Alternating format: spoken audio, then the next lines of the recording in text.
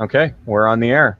I'm having my very first conversation with the distinguished and semi-notorious Mr. Trey Jadlow, a man of many thoughts, many ideas, many opinions, and also a man who likes to mix it up. I like a fellow who likes to mix it up. Good to meet you, sir. Thank you, Gus. It's nice to meet you too. I am grateful for the opportunity. I don't know you at all. I looked to notice that you live in Canada. Ottawa, Ontario, Canada, capital city of. Okay, and what can you tell me a little bit about yourself, because I don't know you. You probably know more about me than I know about you. My name is Gus. I'm an atheist. I consider myself something of a frontline combatant. I like to mix it up. I have a number of topics that are hot buttons with me, but most of the time I like to try to keep it on an even keel. I don't like bullies, but I do like people who respect me, and I tend to give people back what they give me. As far as personal details of my life, they're just not that exciting, really. I mean, I'm nobody special. I live up here in Ottawa. I do my thing. Your life is more exciting than mine. I mean, you make people's teeth. I mean, how cool is that, right? Like we've only really in the last, I don't know, 60, 75 years come to understand just how important it is to have teeth. We used to think, oh, well, you lose your teeth and then you take much food for the rest of your life. But having functional teeth is integral to personal health, and we're really only starting to understand just what that means. So you do important work. Yeah. Well, thank you. I think not only in the area of dental, but also in the entire area of technology. I think R.C. Sproul, my mentor, has said that today's poor people in most first world countries live better than kings did 300 years ago. But that's a sliding scale, though, isn't it, Mr. Jadlow? That's a sliding scale. I mean, the peasants who lived back then were people whose existences we would consider to be appalling now. So, right. And at the end of the day, kings. I said the kings. Oh, absolutely, absolutely. But I think the trick here is always to compare apples to apples. In what way? I'm just saying quality of life. Our quality of life, our poor people have a better quality of life than kings did 300 years ago. They don't have to go outside to go to the bathroom. They don't die from appendicitis. They don't have their teeth rot out at 15 or 18. I mean, I don't know how that could be controvertible. But you have to compare quality of life with today, not with back then. I think that's a bit of a it's a bit of a misleading, rather than false comparison. Okay, I don't see how, but we can move on. That's fine. Fair enough. Well, sir, you paid the piper. Call the tune. What do you want to talk about? Oh, well, this was spurred on by a article that I had posted. It's on my page, speaking about some reality star in the UK saying that Down syndrome people should be put down, as she put it, or killed because their quality of life is so bad. And you had made a complaint saying, "Oh boy, here we go." The Christians accusing the atheists of some ditzy Hollywood making a stupid statement. We're blaming atheists for all the evil in the world, and yet there's guys like Jerry Falwell and Christians and Steven Anderson, saying all kinds of crazy things. I'm not sure how Jerry Falwell is, but and yet they're given a pass, or they would do no true Scotsman the fallacy, say, well, they're not real Christians. First of all, I never even thought about atheism when I made that comment. It has nothing to do with atheism. It has to do with silly people wanting to take other people's lives because they're so ditzy. I would agree with. You didn't use that word, but that was content. Don't have enough circumspection to realize that to take somebody else's life without their permission is not a good thing. So, but it wasn't a slam against atheism or saying the world. I mean, just mainly to say that children with Down syndrome are human beings, and they deserve the rights of any other being. They're not less of a human because their minds are short, or their chromosomes are short. Yeah, let's start with a baseline here. A child, an ex utero child that is born with Down syndrome is not just some unfortunate thing to be put down. I won't argue with you at all. 100%. Down syndrome children are children. They are, they are human beings, and they have the same value as any other human being. And I think anybody that says otherwise needs to have their head read. I think that should be that should essentially form a basis of common ground between us. Having said that, why was what this relatively insignificant woman, why was what she had to say even noteworthy in your mind? That somebody would say that Down syndrome children are less than human. So you conceded that a Down syndrome child is worthy of respect as if any other human being, unless it is in utero. Why would you make that distinction? I mean, you want to go abortion? Okay, well, strap yourself in, because I got a couple of things to say that's probably going to shock you. Hold on, let me get my seatbelt out. Okay, go ahead. Here we go. I do not view the value of human life to be sacrosanct. I believe that human life has a value. But it does not come from God. It comes from how we regard it. It comes from how we regard it. Morality comes from us. It doesn't come from God. Okay, so if somebody has a morality that says that life is not special. By the way, I'm an atheist, right? Uh-huh. Okay, just making sure that, yeah. What were you saying? Go ahead. So you're basically saying that you have an opinion that life is special, but it's really not special, objectively speaking, right? I don't know what that statement means. Well, you have an emotion that you feel like life is special, but it's really not special. Life is really meaningless, objectively speaking, right? Life is not meaningless. Life merely does not have meaning on a cosmic scale. Right. 10,000 years from now, what you and I did isn't going to matter to anybody anyhow. But it will matter. It will matter tremendously to the people who we interact with on a day-to-day basis today. Okay. And so the question is, why? What's the justification for that? Is it just some weird quirk that people love that which is not true? I mean, are they just stupid or what? Love that which is not true? I don't understand the question. That there's value. Well, you said everybody says that it's valuable, but in the big scheme, objectively speaking, it is useless. It's meaningless. Well, the value, the reason that human beings ascribe value to each other's existence is an evolutionary thing, because if we had evolved not seeing each other as valuable at all, we'd be dead by now. Oh my gosh. I mean, it's like you guys just all repeat the same memes over and over. As opposed to Christians who are bastions of doctrinal innovation? Okay. Well, let's stick to the argument here. I mean, okay. If we're sticking to the argument, then keep a handle on the all of you guys keep saying the same memes. Come on, Trey. Let's be sportsmanlike now. I'm not sportsmanlike. Am I offending you or something? Oh my God. No, am I offending you? See, we're both smiling. Look at my face. I'm smiling. Look at that smile. Okay. Good grief. All right. So evolution values existence. In other words, it valued you to value. Evolution has no value. Evolution has no value. Evolution doesn't. Okay, then where does your value come from? That is an interesting equivocation. I like the jump you made there. I just said evolution has no value, and then you said, where does my value come from? I don't represent evolution. I'm a product of evolution. Evolution can't have any values. What do you mean, how does that work? How are we a product of evolution? Come on, Trey. Surely even if you don't like evolution, you understand it. Oh, good grief. All right, can you explain the concept? Am I frustrated? I'm like, seriously, like all BS aside, am I frustrating you? Because that's not my intention. Tell me how I can. I'm getting the feeling this is not going to be much of a challenge. Tell me how I can make things clear in my statements for you, so you don't feel so frustrated.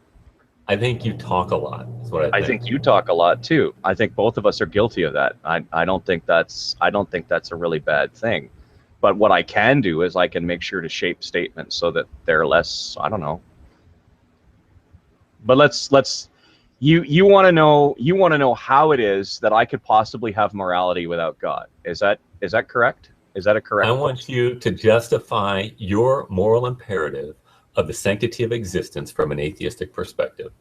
It comes entirely from Evolution, dude.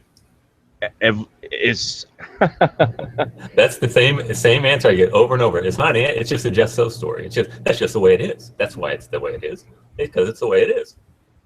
No, it's because when different groups of creatures were upon the earth at various points in time, the ones who had an inclination to stick together, help each other out, and look after each other were the ones that were more likely to survive and able to pass on their genes.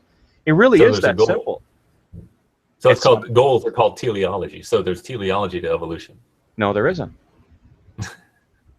No, there isn't. Okay. I mean, it's like Trey. Would you ascribe a goal to gravity? Would you ascribe a goal to quantum physics? Then why would you ascribe a goal to evolution then, Trey? All the arguments are the same every time. Okay, so is gravity personal? Neither is evolution. Are you personal? I like to think I'm a personal fellow. Okay, so you're teleological, right? I like to think I'm a personal fellow. And you're teleological, right? Am I? Well, you just purposed to say, am I, didn't you? I like this. Now, I've seen you do this before. You like that word Oh, purpose. I'm really tricky, huh? You like that word purpose. You really do. You propose and propose. I like to think, Gus. I like to think. So do I. But the problem, unfortunately, seems to be is that I'm thinking differently from you, and you don't think much of that. That's unfortunate, man. Because you know what? In reality, I think if the two of us were able to set aside our opinions for 10 minutes, we'd both discover that we could learn things from each other. Oh, I don't doubt that. I mean, I learned something with every interaction, some more than others. But yeah, it's always helpful to interact with people who are differently. Evolution in and of itself doesn't have a goal. It's just it is. You're right. It is just a reality. Okay, so where do goals come from? Goals must come from sentience. Okay, and so where's the sentience come from? That's a good question. We currently don't know. Ah, so you concede contingent sentience, right? I'm sorry, what is contingent sentience? I mean, contingent is dependent. In other words, you are contingent being you're sentient. You are contingent sentient. I said I was sentient, and then all of a sudden you stapled this word contingent to me. Can you help me understand? I didn't staple it. If you've watched any of my hangouts, that's one of I have watched your hangouts, and you do these things, and I've often said to myself, what is he talking about? And yet when I go to dictionaries and I look up the dictionary definition of the concept of contingent sentience, I find two words that don't necessarily go together. One of the reasons I was eager to talk to you was I was hoping that you could explain the idea of contingent sentience rather than just sentience, which was the word that I used. Sentience is that which is volitional, that which is choosing. Contingent is that which is not self-existent. There are two categories: self-existence and contingence. Okay, now, can I go back to sentience, because I define sentience as enlightened self-awareness. But it's volitional by definition, right? It's goal. It wills things. Sentience by itself doesn't necessarily need to will anything. Descartes said, I think, therefore I am. He doesn't say, I want, therefore I am. If you are thinking, you are wanting to think, right? Who says? You can't, Trey, you can no more want yourself not to think than you can want yourself to think. Thinking is an inevitable byproduct of the meat that lives between your right and left ear. It's like respiration. So now you're going to tell me you're determinist? I think I have a number of thoughts that I share with the determinist camp, but I wouldn't go completely all the way with them. Well, it's either one or the other. Either you're a determinist or you're I don't believe that. I believe there's only two groups of people that think in absolutes when it comes to the human experience, and I don't think you and I are either one of them. Okay. Okay, so what are we talking about? Do you want to go back to abortion? You seem comfortable there. Sure. Okay. I'm going to lay another concept on you that I think might appall you a bit. I believe that forcing a woman to carry a child to term is maternal slavery. Okay. What is that which grows in the womb? What is that which grows in the womb? It's a child. It's a child. I will listen. I am not one of those people who's going to argue with you that it's not human. It is human. It is human. The minute that those cells just divide, and we know that eventually it's going to be a human, it's human. Mm-hmm. Okay. And at what point is it worthy of life in your emotive perspective? It's life. It's life from the second that it begins to divide. I'm saying, when is it worthy to be protected from being, snuffed out? Ideally, by late term, but because of a number of factors, ex utero. Okay, so the child becomes worthy of life when it moves from one location to another. It becomes worthy of life. Well, worthy of life. Yeah, I see what you did there. Worthy of life. Can you expound on that a bit? You're the one that's making the assertion. I said I think it's worthy of life because it's made in God's image from conception. Okay. Whereas I think, oh wait, you can't give a reason why. You were asking me when the child was worthy of life, not why it was worthy of life. So I'm a bit. When? So you think that the child is worthy of life the minute that the cells start to divide as well? Am I right or am I wrong? Conception, and when it's at conception, new right? Being is born. There we go. Okay, so we're not arguing at all that it's human. We're arguing whether or not the woman has the right to terminate a pregnancy. And if you want to say kill a child, we can do that. We can say kill a child. See, here's my problem with the sanctity of life.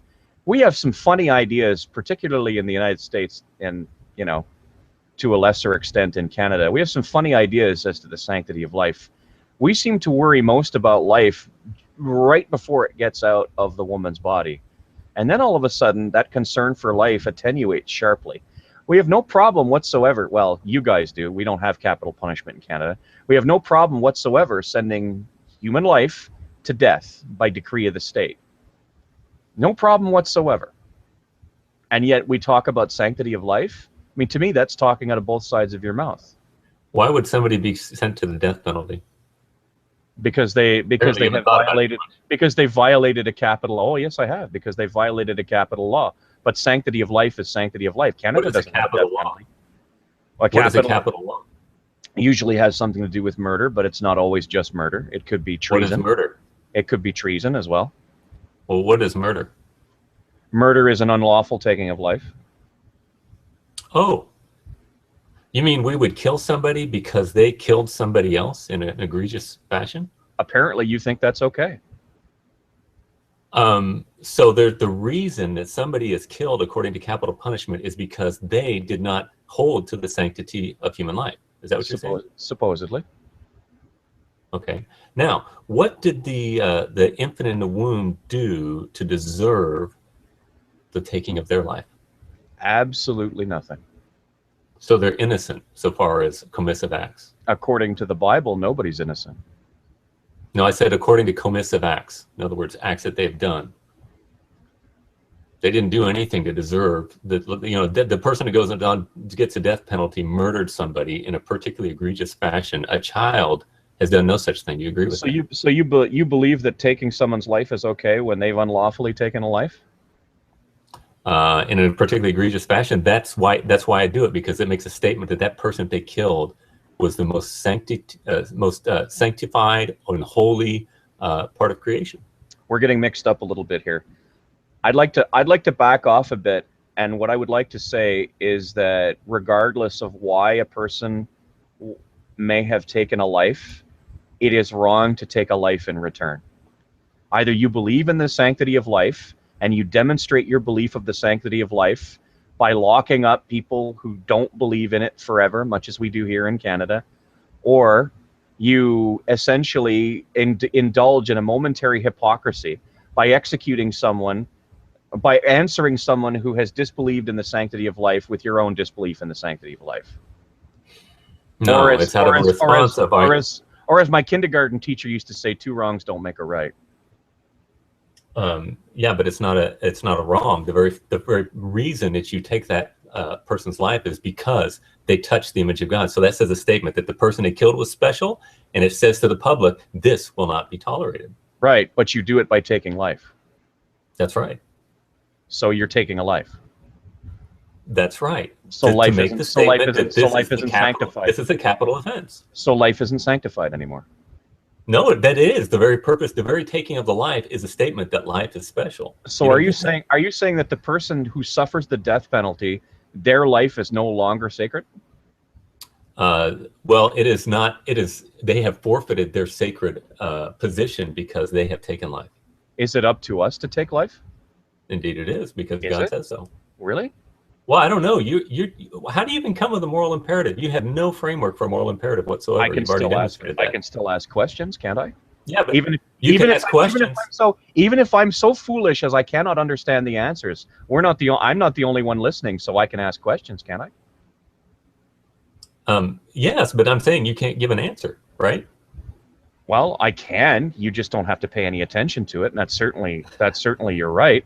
It's not a very good idea for one of us to pay attention to the other one's answers and one not, and I think you're too respectful for that. But I do think we can both give answers. I mean, at the end of the day, you know, if it is your position that a person who violates the sanctity of life forfeits their own sanctity of life, I think there are portions of the Bible that justify that. But the funny thing is, I think there are other portions of the Bible that don't. Okay, which ones are they? Let's talk about it. Now you have discovered one of my weaknesses. I'm not as good a Bible scholar as you are. I read the Bible. You just talk constantly. I don't think there's much substance with you, is there? Really? You just keep moving around and jumping to this and jumping to that. And I don't want that. Well, wait a minute. You said, let's discuss the Bible, and I stayed on point. So why am I moving around? We have been jumping around since we started this hangout. Do you want to go back? Do you want to go back to abortion? We totally go back to abortion.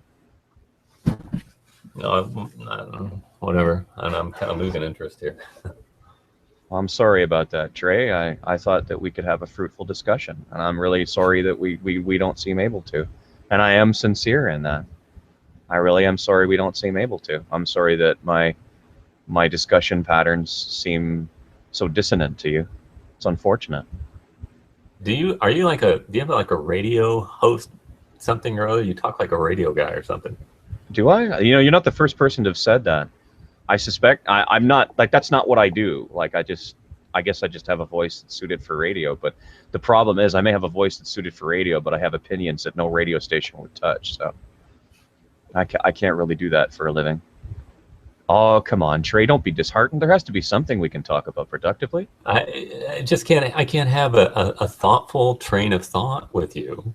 You'll jump to something else, and then you'll say, "Oh, you're committing a fallacy," or "You're jumping around." I've never said that you. I've never once said that you committed a fallacy, Trey. Oh, I see how you equivocated that term. You said, "Oh," I was like, "What? Huh?"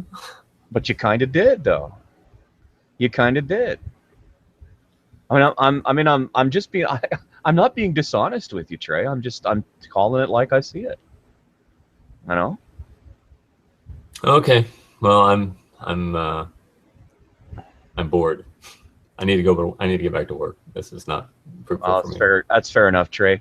It was nice talking to you, and I wish you well. And I hope you have a good day and a good weekend, sir. Okay, Gus. It's nice to meet you, and I'm sure we will talk in the future.